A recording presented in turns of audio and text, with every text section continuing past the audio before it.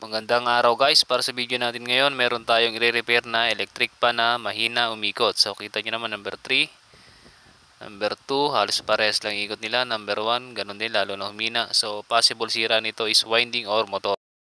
So ito guys, no, bago natin baklasin yung motor, testingin muna natin tong capacitor. So short muna natin magkabilang terminal, then iset natin yung tester, digital tester natin sa nanofarad.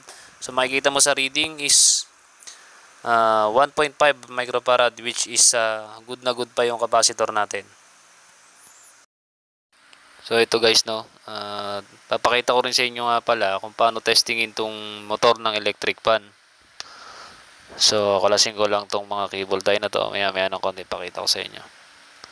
Gagamitan natin ng digital tester to, no. So ganito lang yan guys. So bali ito electric pan natin is may plug yan. So tapos yung plug yan is may dalawang butas. So yung dalawang butas na yun, ang purpose nun is para may suksok mo yung dalawang test probe doon, kabilaan. Yan, makikita nyo siya. Tapos nakaset siya sa, iset mo siya sa ohms o sa resistance settings, no, yung ating digital tester. So dapat pag pinindot mo yung number 1, may makikita kang ohms reading na stable. No, try natin pindutin na.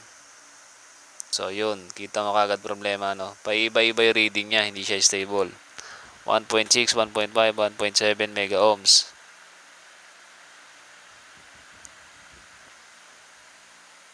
Umabot pa na 2.0, 2.5. So number 2, yun, ganoon din, umabot ng 11k kilo ohms. Yung number 3 niya, yung number 3 ang medyo okay, number 3 na winding. So possible talaga nito sira yung winding niya kasi hindi stable yung reading niya, no. Tama yung number 3 niya, okay. Balik mo sa number 1, yun, pabago-bago. Hindi talaga stable yung reading ng winding ng number 1.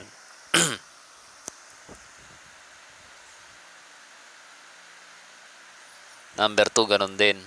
So number 3 lang talaga yung okay yung winding. Yun, steady siya sa 495 ohms. 490, 489. So okay yan, number 3.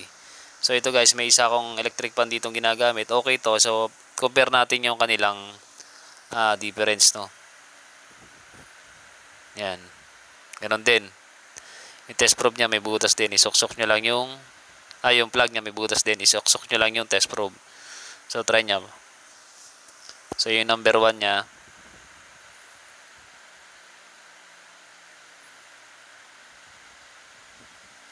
(611) or 610 ohms. Number 2 niya 541 ohms. Kung mapapansin niyo, mas mataas talaga yung resistance lagi ng number 1. Tapos mas sunod na mataas yung number 2, yung number 3 niya pinamababa. So ulitin natin. Number 1, 605 ohms. Number 2 niyan 535 ohms. Tamo constant siya, no. Stable yung kanyang reading. At saka number 3 niya 415 ohms. Ganun talaga yung sa winding niya pag tetestingin nyo. Lagi mataas yung number 1. Pinakamababa naman yung number 3. So ganun talaga. Subukan na natin palitan yung motor. So guys, no, ito ngayon nakalas na natin yung motor, no.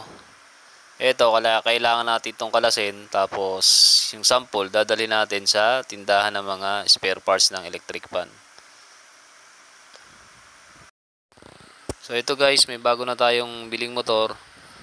So itong color coding nito is standard to pag bumili kayo ng mga bagong motor, no. So itong dalawang dilaw na to, lagi yan sa capacitor. Tapos ang kalimitang ginagawa dyan ng mga binibilang ko dito sa amin, nilalagyan nila ng buhol. Katulad ditong number 3 na to, nilagyan nila ng 3 buhol para sa windings na number 3. Itong kulay puti, number 1, isang buhol lang. Tapos itong black, number 2, 2 buhol. Tapos itong green na to, para sa common or sa supply. So para make sure kayo na sigurado yung winding niya ng 1, 2, 3, testerin nyo uli ng ng digital or analog tester.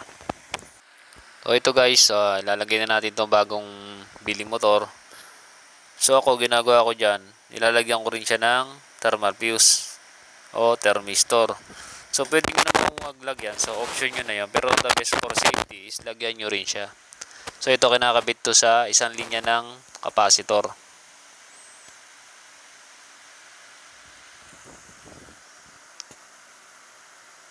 I-cut nyo lang yung isang linya dyan. Ayan guys, cut nyo siya. Yan nyo siya itatap. Tapos yung isang dulo, mapunta sa capacitor. So, fast forward muna tayo guys, no. Bali na ikabit ko na nga pala yung thermal fuse o yung thermistor. So, testingin ko lang siya gamit yung buzzer ng digital tester. So, okay naman siya, may continuity siya. So, ngayon, ibabalik na natin yung windings. So, mas maganda nito guys, pag nagkakabit kayo ng mga ganyan, lagi kayo may cable tie, no? Para hindi basta-basta mahila yung mga windings ng ating motor, no?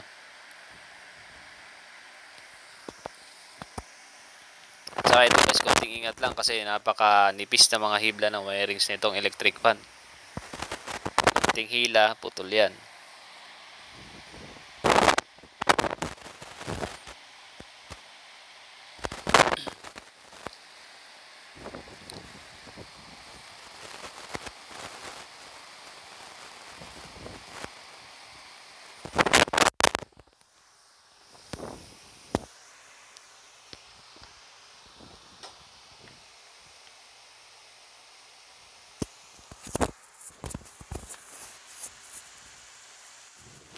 So ito pala guys, no, pag nagbalik kayo ng motor niyan, dapat make sure nyo na maganda rin yung ikot ng shafting. Malambot lang siya pag inikot nyo ng kamay. Tapos yung isang napakahalaga dyan is yung paglalagay nyo ng tornilyo. Dapat yung paghihigpit nyo is balance. Higpitan nyo muna siya dyan sa kabilang dulo, pero huwag masyadong mahigpit muna. Ayan, tapos tatansyahin nyo sa kabilang dulo kung gaano rin kahigpit yung dapat nyo gagawin. Ayan. Dapat pare-parehas yung higpit nyo sa up and the side na yan. Isa ring napakahalagang factors yan para sa alignment ng shafting natin, no?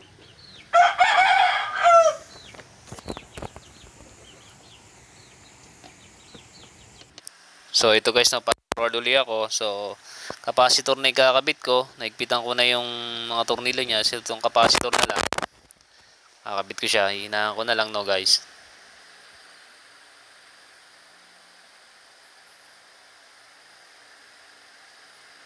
So, gagamitan ko siya ng shrinkable tube. Itong shrinkable tube na to, mabibili nyo rin to sa mga electronics store. Pwede siyang initan ng lighter o kaya gamitan nyo ng panghinang na mainit na bagay.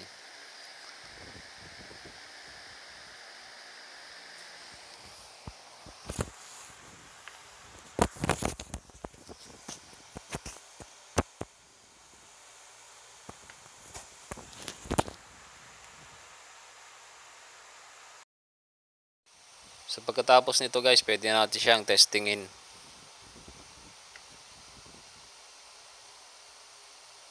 Guys, malambot yung kanyang shafting. So ito guys, no, testingin na natin siya. Naikabit na natin lahat. Maayos yung pagkakabalik ng mga tornilyo, capacitor. Ito, testingin natin guys. Ayan, number 1. Okay guys, mukhang successful, no? Mabilis ka agad.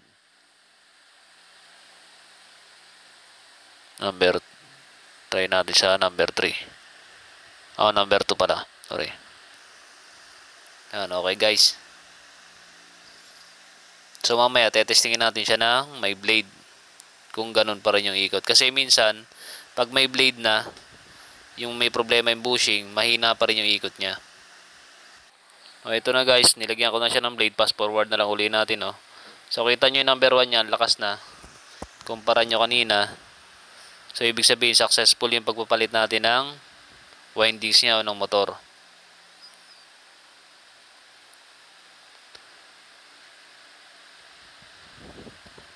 So, salamat sa panonood guys. Sana may natutunan kayo ngayon para sa aking shinare na video. So, pa-like na lang and subscribe guys.